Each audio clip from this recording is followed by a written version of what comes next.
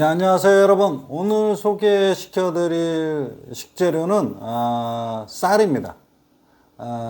한국에서 쌀이 주식이고 또 뭐 이웃나라 일본도 비슷한 쌀을 먹고 그렇기 때문에 한국 분들이 잘 생각을 못하고 계시는 부분이 있는데, 그것은 전 세계에서 유통되는 80% 이상의 쌀이 한국 스타일의 쌀이 아니에요. 전 세계에서 가장 보편적으로 많이 먹는 쌀은 우리가 안남미라고 부르는 거 있죠. 동남아가 주로 산지인 뭐 이렇게 좀 볶음밥 하면서 이렇게 확 날아갈 듯한 그런 쌀. 자스민 라이스라고 그러는데 자스민 쌀 아니면 롱그레인이라고 그래요. 그래서 보통 한국 쌀의 쌀을 숏그레인이라고 부르고요. 그리고 미국이나 아니면 다른 나라, 유럽, 그리고 동남아 쪽에서 먹는 쌀들을 롱그레인이라고 부르고, 특별히, 자스민 쌀은 어떤 특별한 그런 자스민 쌀만의 어떤 향이 좀 납니다. 그래서,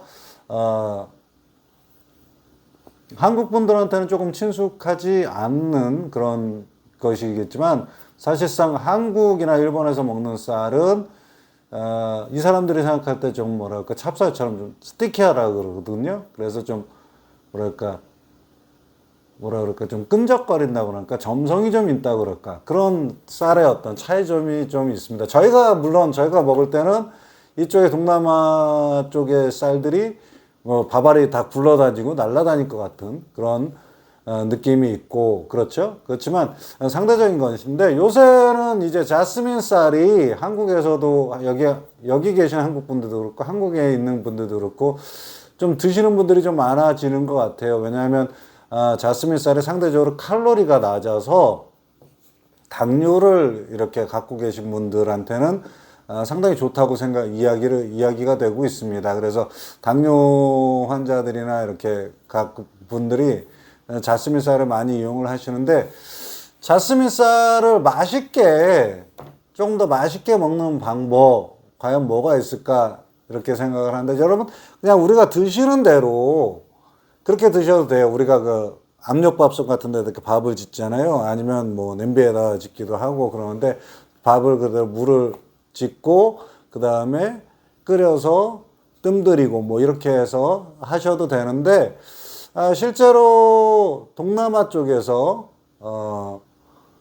드시는 밥을 지어서 먹는 방법은 조금 달라요. 또 쌀 자체만으로 그 맛을 가지고 이렇게 밥을 먹는다기보다는 뭐 여러 가지 쌀을 원료로 여러 가지 요리를 하기 때문에, 오늘은 그 자스민 쌀을 조금 더 맛있게 먹을 수 있는 방법, 뭐 동남아에서 먹는 방법을 조금 흉내내서 소개를 시켜드리려고 합니다.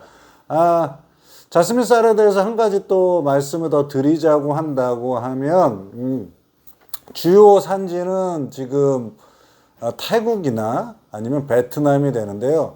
실제로 이쪽에서 유통될 때는 베트남 쪽의 쌀보다는 태국 쪽의 쌀이 더 좋다고 이야기들을 하고 있어요. 그 이유는 뭐냐면, 정매하는 과정에서 어떤 과정에 어떤 차이가 있는지 쌀의 품질이, 그러니까 베트남 쌀은 이렇게 요리하거나 그럴 때 잘 깨진다 그러거든요. 근데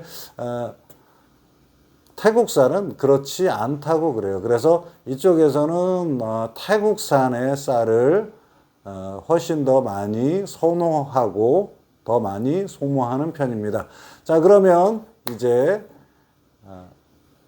자스민 쌀을 한번 어떻게 더 맛있게 먹을 수 있는지 한번 요리해 보도록 하겠습니다. 먼저 잘 씻은 자스민 쌀을 냄비에 올립니다.